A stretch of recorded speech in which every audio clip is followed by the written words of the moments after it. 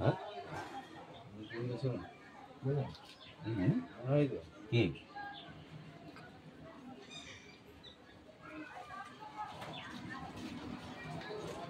আপনার কাজ কি এখানে বসা? বাড়ি বাড়ি দেওয়া না এক জায়গায় বসে দেওয়া? আপনি একটা পান, তিনটে পান, আমার জানা দরকার নেই। কোথায় ঘুরে আসলেন? আপনি আমাকে জানিয়েছেন? আপনি জানিয়েছেন ঘুরতে গেছেন? আপনাকে আমি বললাম আপনি আমাকে জানাবেন তো, আমরা তো আছি বিয়েলে নাকি? আপনি আমাকে জানাবেন তো বেরোচ্ছি। আপনি বলেছেন, আপনি কালকে কি বললেন যে পুরো ফর্ম পেলে আমি বেরোবো? দেখুন, আপনাদের মাধ্যমে সমস্ত জনগণকে জানাচ্ছি যে আমরা আপনাদের সঙ্গে আছি, মানুষের সঙ্গে আছি, এবং মানুষ যাতে বিপদে না পড়ে, মানুষ যাতে বিভ্রান্ত না হয়, যারা বৈধ ভোটার তাদের যাতে সঠিকভাবে আবার যাতে ভোটার লিস্টের নাম ওঠানো হয়, নাম যাতে লিপিবদ্ধ হয়, সেই ব্যবস্থা যেমন নির্বাচন কমিশন কাজ করছে বিএলওদের মাধ্যমে, আমরাও আমাদের দলের তরফ থেকে, এবং সমস্ত দলেরই কিন্তু বিএলএ আছে বুথ লেভেলে। এবং বিষয়টা হচ্ছে যে এই যে অভিযোগ, এই অভিযোগগুলো অন্য কিচ্ছু না।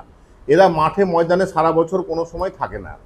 ঠিক যখন ভোটের টাইম হয় বা এই সংক্রান্ত বিষয়গুলো যখন হয়, তখন ওরা কিছু একটা উদ্ভূত একটা পরিস্থিতি তৈরি করে, সেই পরিস্থিতির মধ্যে দিয়ে মানুষকে জানান দেওয়ার চেষ্টা করে যে ওরা এখনও জীবিত আছে।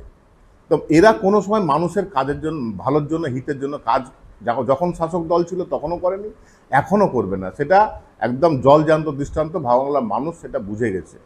এখন বিষয়টা হচ্ছে যে সিপিএম যে সুরে কথা বলছে, বিজেপিও সেই সুরেই কথা বলছে, মানুষকে দিকভ্রষ্ট করতে চাইছে। দেখুন, অভিযোগ হচ্ছে ভগবানগোলা বিধানসভার মহিষাস্থলী গ্রাম পঞ্চায়েতের অধীন ৭০ নম্বর বুথ, আলতাবারতলা বুথ, ওই বুথের বিএলও মোহাম্মদ সাইল হোসেন, ওনাকে যখন আমাদের সিপিএম পার্টির বিএলের তরফ থেকে ফোন করা হয় যে আগামীকালকে বেরোবেন, উনি বলেন না আমরা বেরোবো না, আমার কাছে ৩০০ ফর্ম আছে, পুরো ফর্ম আসবে তখন বেরোবো। তাহলে ঠিক আছে, আর বেরোলে আপনি অবশ্যই আপনাদের নির্বাচন কমিশনের গাইডলাইন যেটা রয়েছেন যে সমস্ত বিএলও, সে যে দলেরই হোক, যারা বিএলএ রয়েছেন তাদেরকে নিয়ে আপনি ফোন করে বেরোবেন। কিন্তু আজকে সকালবেলা আমরা যখন গেলাম, ওখানে যাচ্ছি, দেখছি যে ওই আলতাবারতলার বুথের টিএমসির বুথ সভাপতি এবং ওই বুথেরই বিএলএ টিএমসির, তার বাড়িতে বসে টোটাল ফর্মগুলো বিতরণ করা হচ্ছে। অন্য দলের কোনো দলের প্রতিনিধি ছিল না। তা আমরা সেখানে গিয়ে প্রতিবাদ করাতে উনি আমাদেরকে উল্টাপাল্টা কথা জ্ঞান দিতে আসলেন। আমরা যখন ওনাকে বললাম, উনি তারপরেও আমরা যখন ভিডিওকে কমপ্লেন বলছি, ভিডিওকে কমপ্লেন করছি বা এআরওকে জানাচ্ছি, উনি তা সত্ত্বেও কোনো কথা শুনেননি। তা সত্ত্বেও তারপরেও আধা ঘন্টা ওখানে উনি ফর্ম বিতরণ করেছেন, একই বাড়িতে বসে ফর্ম বিতরণ করেছেন। হ্যাঁ, আমরা ওনাকে ওটাই বোঝাতে চাইলাম যে আপনার নিয়ম অনুযায়ী আপনি প্রত্যেকটা বাড়ি যাবেন, কিন্তু তা কিন্তু উনি করছেন না।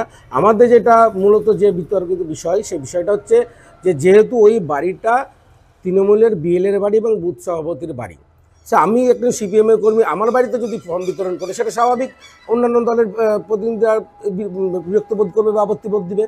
সেটা আমাদের প্রশ্ন যে আপনি বাড়ি বাড়ি গিয়ে ফর্ম বিতরণ করেন, আপনি কেন একজন তৃণমূলের বিএলের বাড়িতে বসে এবং বুথ সভাপতির বাড়িতে বসে আপনি ফর্ম বিতরণ করছেন? তা সত্ত্বেও উনি কোনো কথা শোনেননি। অবশেষে বিডিও সাহেবকে কমপ্লেন করার পরে আধা ঘন্টা পরে সে সন্ন্যাসীবাবু যিনি দায়িত্ব রয়েছেন ভগবানগোলার, তিনি এসে ওখান থেকে ওনাকে বের করেন। এইভাবে যদি চলতে থাকে এসআরটা, তাহলে নির্বাচন কমিশন যেটা সুষ্ঠুভাবে করতে যাচ্ছে সেটা তো হবে না, এতে রাজনীতির পুরোপুরি রং লেগে যাচ্ছে।